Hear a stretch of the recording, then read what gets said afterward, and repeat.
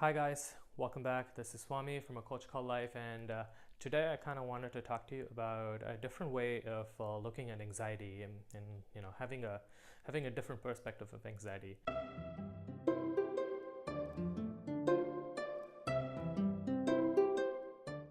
Um, so a lot of people, when they experience anxiety, I mean, this is me included, when we first experience intense anxiety, all we do is we want to run away from it. Um, it's so unpleasant, it's so scary, we're unable to handle it. And so what we try to do is we either try to fight the anxiety or we try to run away from it, and we try to do everything possible to get rid of the anxiety because we think it's harmful, we think it's nasty. I've heard people calling their anxiety but by so many different names. They just hate their anxiety, and it's totally understandable. I used to be one of those people, but then the moment that I started experiencing some kind of relief is when I saw my anxiety as a signal, a signal that something was not quite right in my life. Instead of seeing it as like some kind of harmful symptom that was manifesting through me, instead of seeing it as something hostile, I just saw it as like, oh, anxiety is indicating to me that something in my life is out of balance. And maybe if I fix that issue, whatever that is, that's causing my life to be out of balance, then the anxiety itself doesn't have any purpose and it won't show up anymore. And that's what ended up happening to me. There might be areas in your life that are kind of problematic. There might be areas and there might be issues in your life that you're not acknowledging, that are causing a lot of pain to you. And so these can actually try to get your attention through anxiety and use anxiety as a signal to tell you that something is out of alignment and needs to be brought back into alignment. For example, a lot of people really hate their job. They wake up every day with just this intense like sadness or intense feeling of getting their soul sucked, and they still show up for work. But some people don't even acknowledge how much that they hate their job. They just go to work and they start feeling intense anxiety at their workplace. For other people, it could be, for other people can be in relationships that are really harmful to them, but they don't acknowledge how harmful it is, and then they experience a lot of anxiety and panic attack. No wonder, right? And for someone else, their whole life, they've had like an idea of what their life should be like, and the path that they have chosen and the path that they're walking on is nowhere close to what they thought their life would be like. And instead of like acknowledging that or trying to adjust their path, they keep walking on this other path, and that causes a lot of anxiety to people. So there's a combination of events and issues that may be affecting you, that you are either acknowledging that you are either not acknowledging or not refusing to take action on. And so what happens is that those things bundle up together and try to grab your attention through anxiety. Remember this: anxiety is just a symptom of imbalance in your life that you've not yet resolved. And sometimes, before even resolving these issues, we actually need to identify these issues and even acknowledge them at first. When I was experiencing a lot of anxiety at my workplace, I needed to just acknowledge to myself like how much I didn't want to be doing what I was doing. And once I did that, the anxiety didn't magically go away, but the intensity reduced a lot.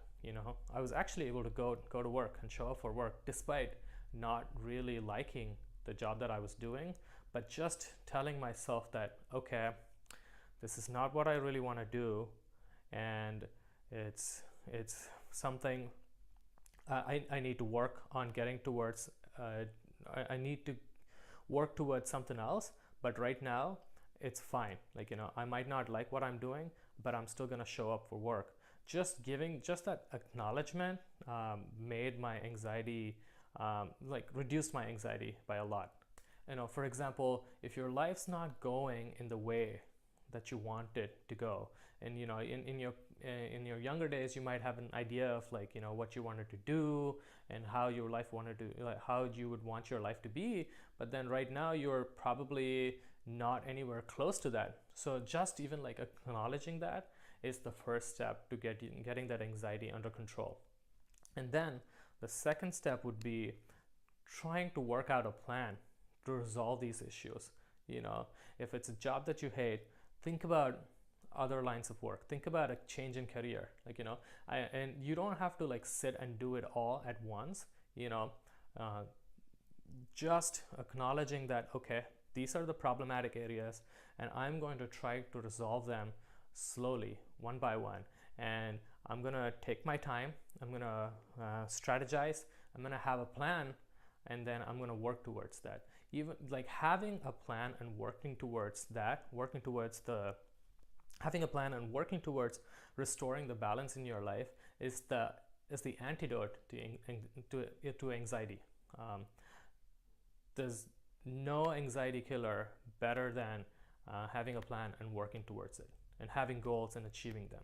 To identify these issues that are kind of bothering you, there's this one simple question that I tell my clients to ask themselves, which is, if the anxiety were to go away in my life right now, what are the problematic areas in your life?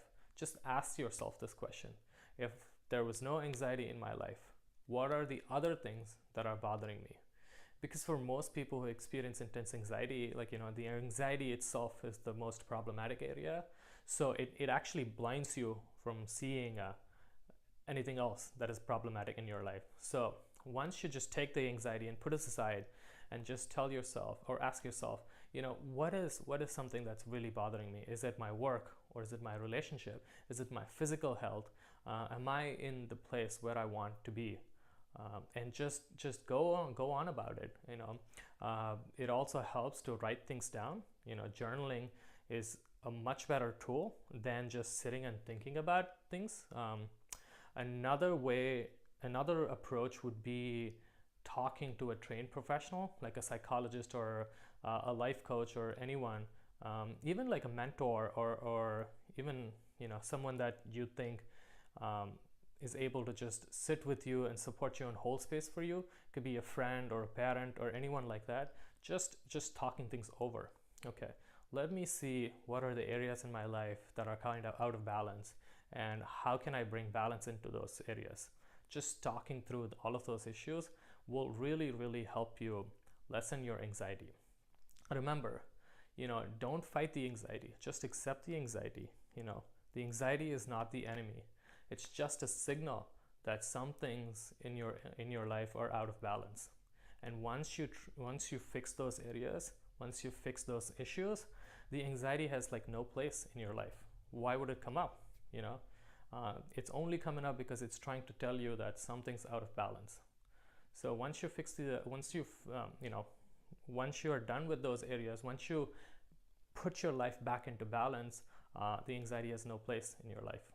As long as the imbalance exists in your life, the anxiety will keep showing up.